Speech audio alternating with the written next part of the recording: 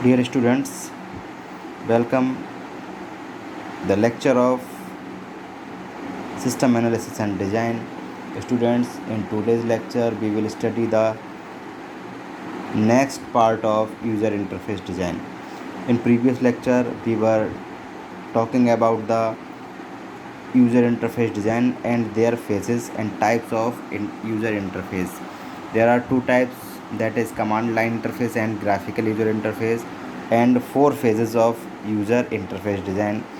Phase first is user task environment analysis, and second is interface design, and third is implementation, and fourth is interface validation. In today's lecture we will discuss in detail these four phases.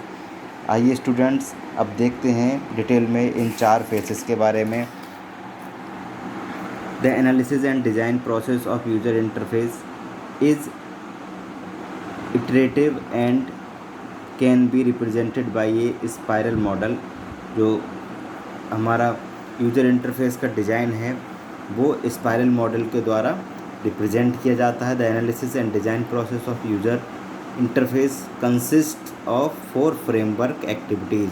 और जो analysis और design process है user interface का वो 4 framework activities को concern करता है. वो एक्टिविटीज़ को हमने फेज जिसके बारे में हम बता रहे थे वो 4 एक्टिविटीज़ क्या हैं जो फेज में हमने दी हैं पीछे, वही हैं. पहला है user task environmental analysis and modelling. ठीक है, जैसा कि नाम से पता चल रहा है यूज़र और टास्क और इन्वायरमेंटल एनालिसिस के बारे में इसमें बात होगी, मॉडलिंग के बारे में बात होगी. तो initially the focus is based on the profile of users who will interact with the system. Initially सबसे पहला पार्ट है ये, इसलिए the focus is based on the profile of the users who will interact with the system. यानी कि जो user system से interact होगा उसके प्रोफाइल पर बेस्ड है ये पूरा हमारा एक्टिविटी, ये पूरी फेज़. ठीक है, that is understanding skill and knowledge type of users etcetera. ठीक है, यूज़र का जो प्रोफाइल है उस पर बेस्ड है ये पूरा फेज़. और जब जो सिस्टम से इंटरेक्ट होने वाला यूज़र है उसका प्रोफाइल कैसा हो सकता है, उसकी अंडरस्टैंडिंग कैसी है, स्किल्स क्या क्या हैं उसके अंदर, और नॉलेज कैसी है, और यूज़र का टाइप क्या है एट्सेट्रा. इस तरीके की चीज़ों को प्रोफाइल में बताया गया है. प्रोफाइल का मतलब ये फोकस किया जाएगा सबसे पहले जो सिस्टम को यूज़ करने वाला यूज़र है उसकी अंडरस्टैंडिंग कैसी है, स्किल्स कैसी है, और नॉलेज कैसी है, और किस टाइप का वो यूज़र है एट्सेट्रा. इसके अलावा भी और चीज़ें हैं. Based on the users profile user are made into categories. तो यूज़र के प्रोफाइल के अकॉर्डिंग जो यूज़र हैं वो उन्हें कैटेगरीज में डिवाइड कर दिया गया है. For each category requirements are gathered. और यूज़र के टाइप्स के अकॉर्डिंग, यूज़र की प्रोफाइल के अकॉर्डिंग जो यूज़र्स हैं उन्हें अलग अलग कैटेगरी में डिवाइड किया गया है. और each category requirements are gathered. और जितनी भी कैटेगरी की रिक्वायरमेंट्स हैं उन्हें इकट्ठा किया जाता है इस फेज़ में. Based on the requirements developer understand how to develop the interface. और फिर जो डेवलपर है वो जो भी रिक्वायरमेंट इकट्ठी हुई हैं उन्हें समझता है और फिर उसके बाद ये तय करता है कि इंटरफेस जो बनेगा यूज़र इंटरफेस वो कैसा बनना चाहिए, कैसा डेवलप होना चाहिए. ठीक है, यानी कि जो यूज़र होंगे उनकी कैटेगरीज डिवाइड की गई हैं. कैटेगरीज के बाद प्रोफाइल के अकॉर्डिंग फिर हर प्रोफाइल के यूज़र की जो रिक्वायरमेंट है उनको इकट्ठा किया जाता है. फिर उन्हें जो डेवलपर है वो एनालिसिस करके ये तय करता है कि इनके अकॉर्डिंग कैसे हम इंटरफेस को, यूज़र के इंटरफेस को डेवलप करें. ठीक है, once all the requirement are gathered in detailed analysis is conducted. एक बार जब सारी रिक्वायरमेंट इकट्ठी हो जाती हैं यूज़र की तो फिर डिटेल्ड एनालिसिस इज़ कंडक्ट. फिर डिटेल्ड एनालिसिस यानी उन रिक्वायरमेंट पर एक डिटेल्ड एनालिसिस किया जाता है. इन द एनालिसिस पार्ट, और एनालिसिस के पार्ट में the task that the user performs to establish the goal of the system. और इस जो एनालिसिस पार्ट में क्या क्या होता है, वो टास्क जो यूज़र परफॉर्म करता है अपने गोल को, सिस्टम के गोल को इस्टेब्लिश करने के लिए, वो आइडेंटिफाई किए जाते हैं, आर आइडेंटिफाइड। ठीक है, यूज़र कौन कौन से टास्क परफॉर्म करेगा जिससे कि जो सिस्टम का गोल है वो इस्टेब्लिश हो जाए, ये आइडेंटिफाई किया जाएगा।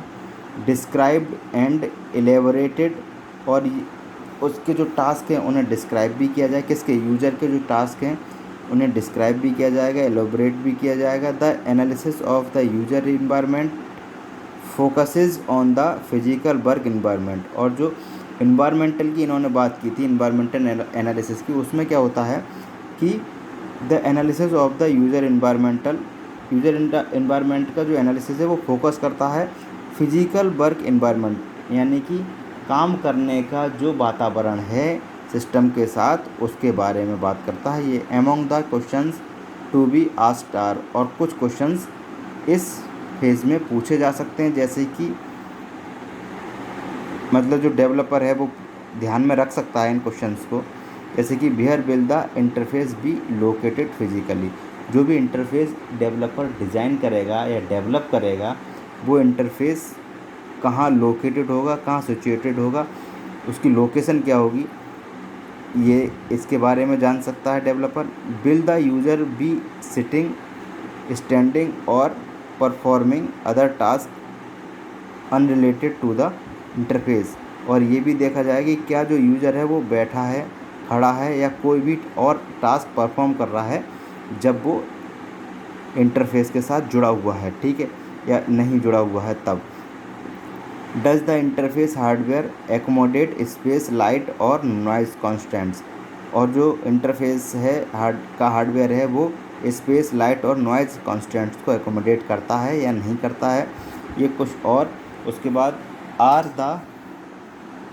Are there special human factors considerations driven by environmental factors. और जो भी ह्यूमन फैक्टर्स हैं वो कंसिडर किए जाते हैं, या इन्वायरमेंटल फैक्टर्स हैं वो उनके द्वारा ह्यूमन फैक्टर्स को कंसिडर किया जाता है या नहीं। तो ये कुछ क्वेश्चंस हैं, ये इस फेज़ में हमें इन सारे क्वेश्चंस के जवाब या आंसर अपने माइंड में, या जो डेवलपर है उसे अपने माइंड में रखने चाहिए, तभी सिस्टम का इंटरफेस अच्छे से इम्प्लीमेंट हो पाएगा। अब बात करें इंटरफेस डिज़ाइन की, सेकंड फेज़ है ये, या सेकंड एक्टिविटी या कह सकते हैं इसे। तो interface design, the goal of this phase is to define the set of interface objects and actions. इसमें हम क्या करते हैं, जो भी हमारा सिस्टम है, ये इंटरफेस डिज़ाइन किया जा रहा है, उसके गोल को डिसाइड करते हैं और ये सेट करते हैं कि इसका ऑब्जेक्ट क्या है और एक्शंस क्या करेगा। मतलब जो ऑब्जेक्ट हैं वो क्या क्या एक्शन करेंगे उसके बारे में डिसाइड करेंगे। That is control mechanism that enable the user to perform desire task. और जैसे कि कंट्रोल मैकेनिज्म कैसा होगा, कंट्रोल मैकेनिज्म का मतलब है कि जो यूज़र को कोई भी डिजायर टास्क परफॉर्म करने के लिए इनेबल करती है, ठीक है। तो कंट्रोल मैकेनिज्म किस तरीके का होगा, इसे हम इसमें क्या करेंगे, डिफ़ाइन करेंगे, जिससे कि यूज़र डिजायर टास्क को परफॉर्म कर सके। Indicate how these control mechanism affect the system. और ये इंडिकेट किया जाएगा या एनालाइज किया जाएगा कि कैसे जो कंट्रोल मैकेनिज्म है वो सिस्टम को प्रभावित कर सकता है। ये भी मान लीजिए कंट्रोल मैकेनिज्म बना दिया तो उसके ड्रॉबैक भी तो देखे जाएंगे कि कैसा हमने कंट्रोल मैकेनिज्म बनाया है जिससे कि हमारा सिस्टम अफेक्टेड ना हो, ठीक है। And specify the actions, sequence of task and सब टास्क। और जो भी टास्क हैं, ठीक है, इंटरफेस डिज़ाइन करने के लिए जो टास्क हैं या सब टास्क हैं उनका जो सीक्वेंस है, मतलब पहले कौन सा टास्क परफॉर्म होगा, उसके बाद कौन सा होगा, उसके बाद कौन सा होगा, जो वो सीक्वेंस है उसे भी स्पेसिफाई किया जाता है इंटरफेस डिज़ाइन में। यानी कि डिज़ाइनिंग करते टाइम इंटरफेस की ये भी देखा जाएगा कि पहले कौन सा टास्क परफॉर्म होगा, उसके बाद कौन सा, उसके बाद कौन सा। इस तरीके से हम वर्क करेंगे। आल्सो कॉल्ड यूज़र सिनेरियो, जिसे हम क्या कहते हैं, यूज़र सिनेरियो। इस सीक्वेंस को क्या कहते हैं, user scenario indicate the state of the system.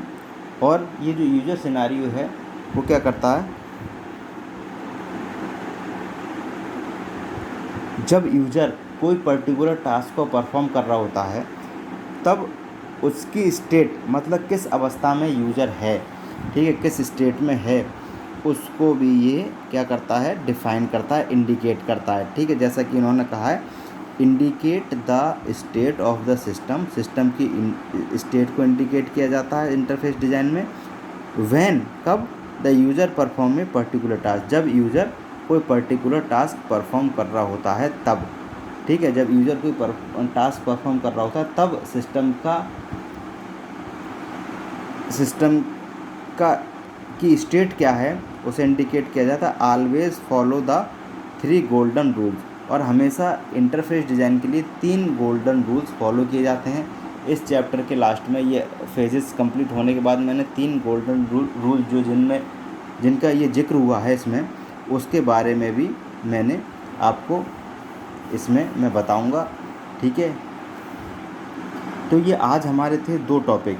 पहला था user task environmental analysis and modelling. इसमें क्या किया था हम लोगों ने, यूज़र को देखा था किस टाइप का यूज़र है, उसके प्रोफाइल को देखा था, उसके बाद यूज़र कौन से जो टास्क हैं जो रिक्वायरमेंट है उन्हें गैदर किया था, और फिर एनवायरमेंटल एनालिसिस किया था, ठीक है। सारी चीज़ें इसमें यूज़र से रिगार्डिंग, क्योंकि यूज़र इंटरफेस हम बना रहे हैं तो यूज़र से रिगार्डिंग जितनी भी डिटेल थी उन्हें इकट्ठा कर लिया, उन्हें एनालाइज़ कर लिया। और उसके बाद सेकेंड फेज़ में हमने क्या किया, इन्हीं जो हमें यहाँ से मिला है यूज़र की डिटेल, उसके आधार पर इंटरफेस की डिज़ाइनिंग स्टार्ट की। इसमें कल हम इसके 2 जो और बचे हैं, थर्ड फेज़ और फोर्थ फेज़, उसके बारे में स्टडी करेंगे। आज के वीडियो लेक्चर में स्टूडेंट्स इतना ही। Okay, thank you students.